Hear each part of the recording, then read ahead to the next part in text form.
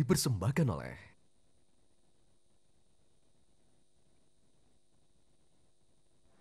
Terima kasih pemirsa, Anda masih bersama kami di Tafsir Al-Misbah spesial Maulid Nabi. Kita akan melanjutkan kisah Nabi, Pak, silakan. Baik, saya lanjutkan. Ahmad yang paling terpuji, yang paling bagus. Semua yang berkaitan dengan Nabi ini, menurut Nabi Isa dalam Al-Quran, itu yang terpuji. Kita ambil contoh, karena kita bicara soal nama dulu. Ibunya, yang pertama dulu. Aneh ya, bapaknya bernama Abdullah, padahal pada masa itu yang disembah adalah berhala-berhala. Ibunya bernama Aminah, memberikan rasa aman. Karena anak paling memerlukan rasa aman. Kakeknya yang dikenal populer Abdul Muttalib itu namanya Syaibah. Syaibah itu artinya orang tua yang bijaksana. Yang menyusukan beliau namanya Halimah. Orang yang berlapang dada. Seakan-akan yang dimakannya, diminumnya, kelapangan dada. Bidan yang membantu melahirkannya namanya Asy-Syafa, yang sempurna. Semua terbaik buat beliau. Nah, beliau ini diutus Allah. Kita bisa bertanya sekarang.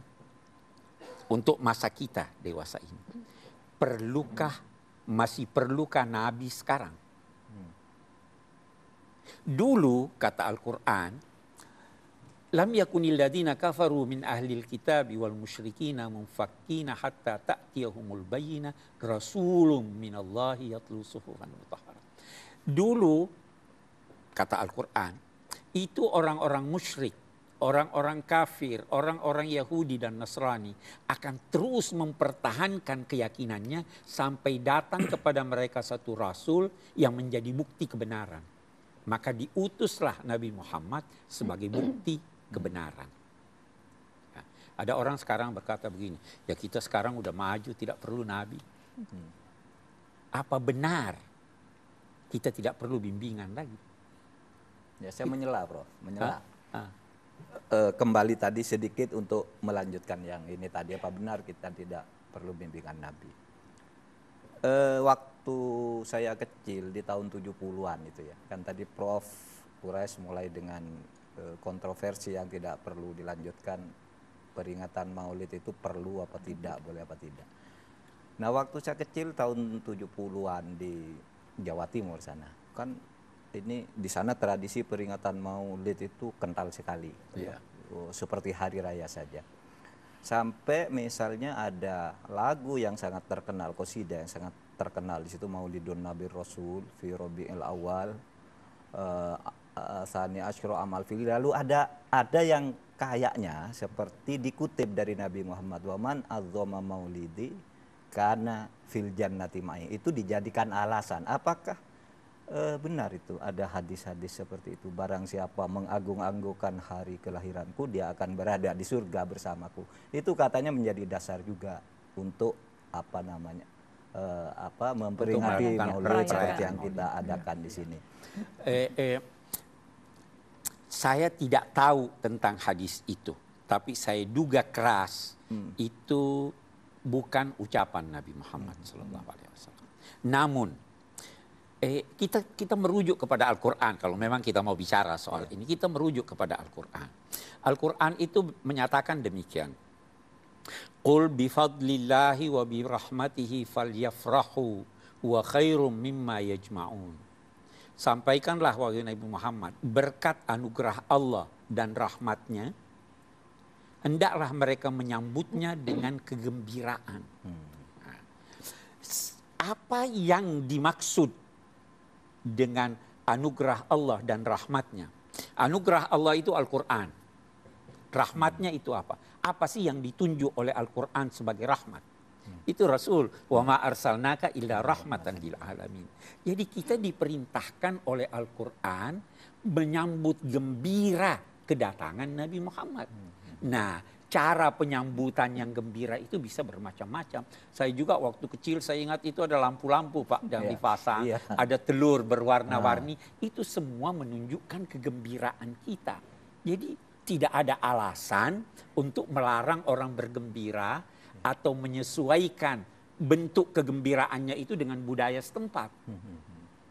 Saya lebih cenderung menggunakan Tapi apa betul dulu katanya pertama kali peringatan Maulid ini sampai beberapa ratus tahun, beberapa puluh tahun Nabi wafat itu tidak pernah diadakan. Betul. Tapi katanya Salahuddin Al-Ayyubi dulu yang pertama. Iya. Dengan latar belakang apa itu? Iya, betul. Memang sejarah menunjuk Salahuddin Al-Ayyubi atau sebelumnya, bahkan ada sebelumnya. Itu kalau masa Salahuddin Al-Ayyubi, umat Islam sedang terjepit dilanda oleh pengepungan atau penyerangan apa yang dinamai orang-orang, saya tidak ingin menamakan orang-orang Kristen, tetapi politisi-politisi yang beragama Kristen yang ingin menyerang, menguasai Yerusalem dan negeri-negeri Islam. Maka untuk membangkitkan semangat keagamaan, semangat jihad, semangat kembali melaksanakan tuntunan-tuntunan Allah dan Rasulnya, digunakanlah momentum merayakan Maulid. Jadi sebenarnya tujuannya itu baik. Kita sekarang, saya tidak ingin berkata merayakan atau tidak, kita sekarang membicarakannya untuk mengenang kembali bagaimana itu perjuangan Nabi, bagaimana itu ajaran Nabi, bagaimana itu kehebatan Nabi. Itu sebenarnya tujuan kita untuk itu. Saya kira demikian. Bisa kita lanjutkan uraian kita, Oke. Pak. Jadi segala yang berkaitan dengan Nabi Muhammad itu pasti terpuji. Kalau ada sesuatu yang buruk, jangan kaitkan dengan Nabi Muhammad. Kita berkata keluarganya baik, istrinya semua baik. Begitu ada yang tidak baik, itu jangan kaitkan dengan Nabi Muhammad. Ya kan itu prinsipnya Ahmad. Nah, beliau diutus, tadi saya katakan terakhir, perlukah Allah berfirman tadi, ini mereka akan tetap dalam kesesatan kalau tidak diutus. Maka diutuslah Nabi Muhammad yang dinamainya bukti yang jelas. Nabi Muhammad itu bukti yang jelas bahwa itu dari Tuhan. Dari mana kita tahu? Mari kita lihat. Pertanyaan pertama. Kira-kira kalau ada anak yatim miskin, tidak pandai membaca dan menulis, bisa jadi orang hebat atau tidak? Tidak bisa.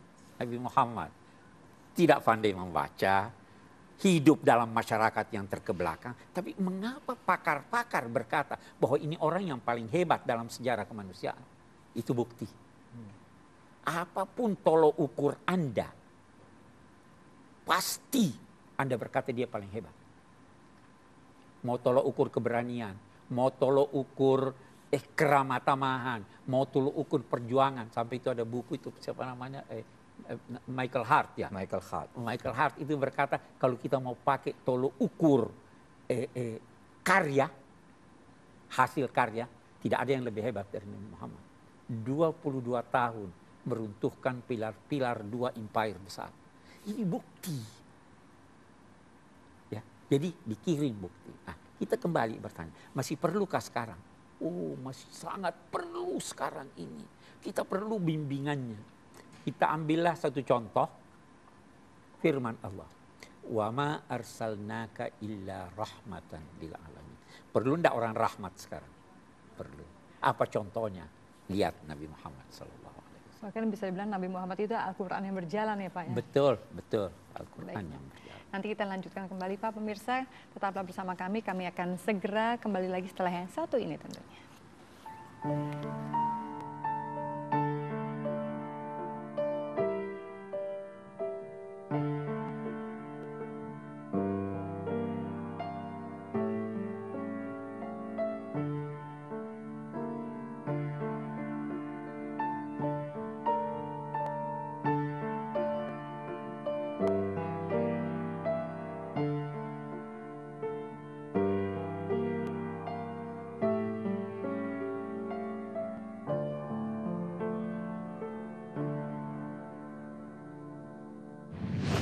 Kafir itu dalam bahasa Al-Quran bukan hanya non-muslim.